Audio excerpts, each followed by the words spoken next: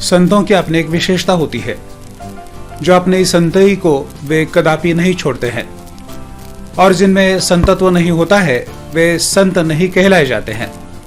संगत का फल बुरा माना जाता है। किसी के संग के कारण कोई बिगड़ जाता है।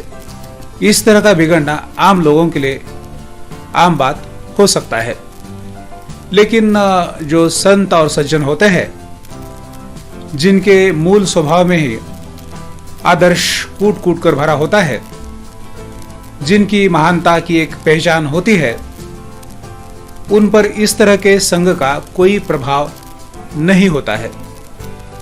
जिस प्रकार कोई सांप चंदन के पेड़ पर बैठता है तो चंदन विषैला नहीं बनता है, उसी प्रकार अच्छे आदमी को कोई बिगाड़ नहीं सकता है। अब हम संत कबीर के जिस दोहे को देखने जा रहे हैं, उस दोहे में इस बात की पुष्टि होती है। वह दोहा इस प्रकार है।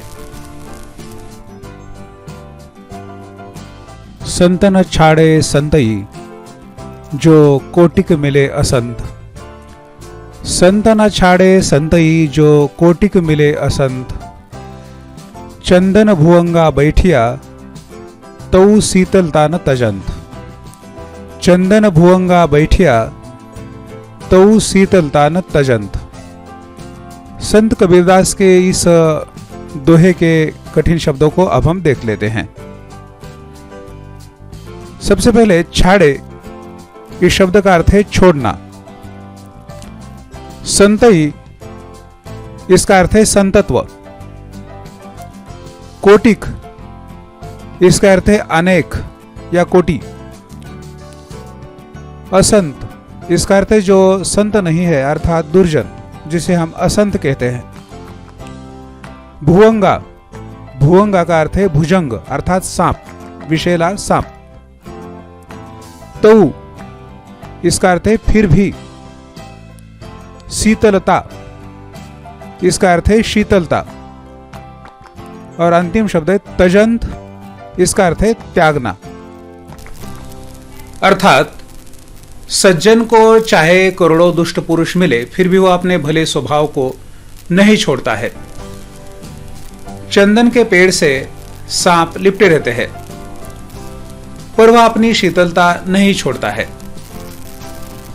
संत कबीरदास जी इस दोहे के माध्यम से संत और असंत की तुलना करते हैं।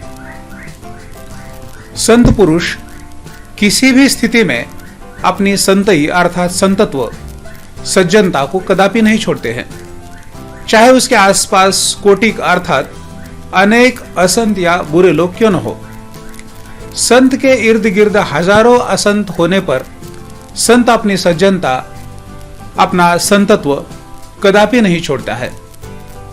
संत ना छाड़े संतई, जो कोटिक मिले असंत। कुछ उसी प्रकार चंदन का भी होता है। चंदन यह वृक्ष शीतलता के लिए और सुगंध के लिए पहचाना जाता है।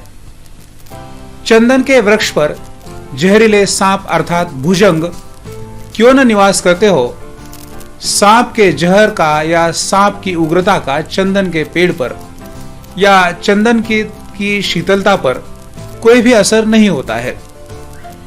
विषैले सांप के रहने पर भी चंदन की शीतलता और उसका सुगंध ज्यों का त्यों बना रहता है। कबीर लिखते हैं, चंदन भुवंगा बैठिया, तऊ शीतलता न तजंत। इस प्रकार संत के आसपास असंत लोगों के होने पर भी संत अपनी सज्जनता को नहीं त्यागते हैं। कुछ उसी प्रकार चंदन का पेड़ भी विषैले सांप के घिरे रहने पर भी अपनी शीतलता को नहीं त्यागता है। प्रस्तुत दोहे में संत और चंदन की महानता का परिचय कराया गया है, तो दूसरी ओर असंत और भुजंग को एक श्रेणी में रखा गया है। असंत का संत पर और भुजंग का चंदन पर प्रभाव नहीं पड़ता है। संत और चंदन दोनों भी अपना मूल स्वभाव, अपने आदर्श गुण बनाए रखते हैं। संत अपने विचार आचरण के द्वारा चंदन रूपी सुगंध निरंतर देते रहते हैं, तो दूसरी ओर जहरीले सांप के समान असंत अपनी विषैली वाणी तथा अविचारों के साथ दुर्व्यवहार करते रहते हैं। लेकिन संत सज्जनों पर इसका असर नहीं होता है।